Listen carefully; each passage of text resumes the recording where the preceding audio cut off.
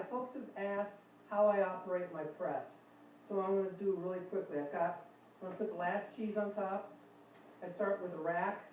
I always make these racks, I make so the grooves front and back. And it helps especially with one on the bottom so that juice flows freely and doesn't get trapped in the rack. First goes down the rack, rack frame. Bada bing, bada boom. Cheesecloth. I like cheesecloths you can see through. There's other people out there that have these cheesecloths you can't see through. I don't like them. Alright, you notice the points out on the flats. Why? It's like a diaper. It'll make perfect sense. Currently, I'm using a solid handle sanitary scoop. I'll be switching to a stainless steel bucket next year so I can get more faster. So all the baby goo goes up there. Kind of push it around to the corners.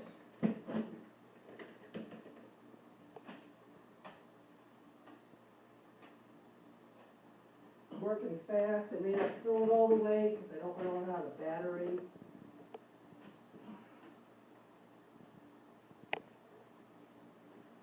Okay, I'm happy. Fold the edges, fold points in.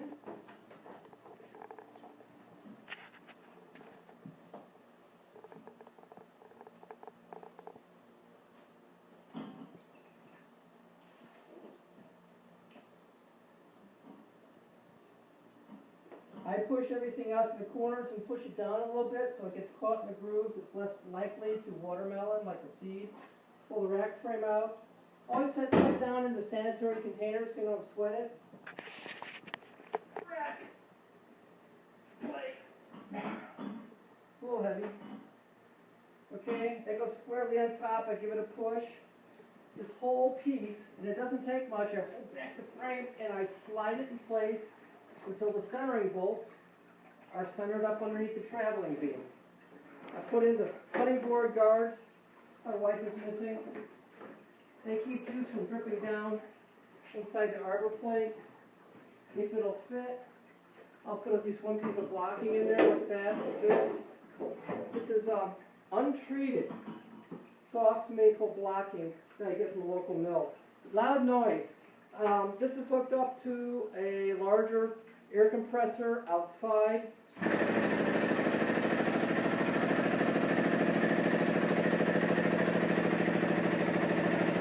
And you can see the juices flying.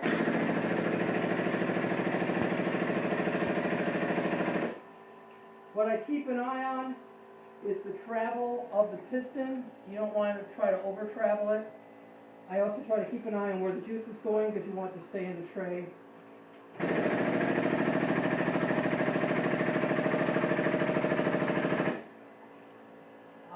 The valve is kept closed while I'm doing this. I've made that mistake before.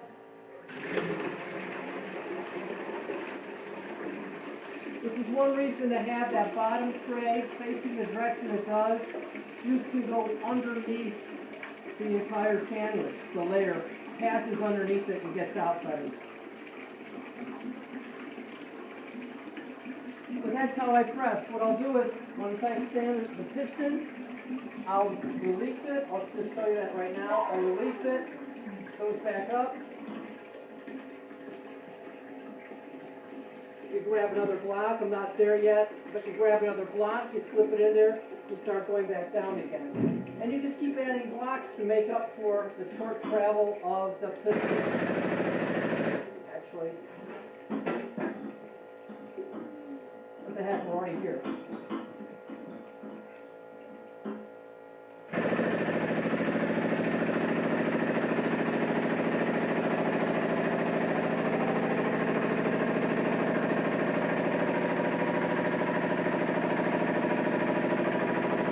I'm watching just there is I've noticed that it started to seed out. It's starting to walk. So next time I release it, I'll push everything back in again. Sometimes it happens, sometimes it doesn't. But I get a very good yield. So that's how I run my press. If you have a question for a specific process, please post it. and the remarks column, and I'll get back to you on that. Thank you very much.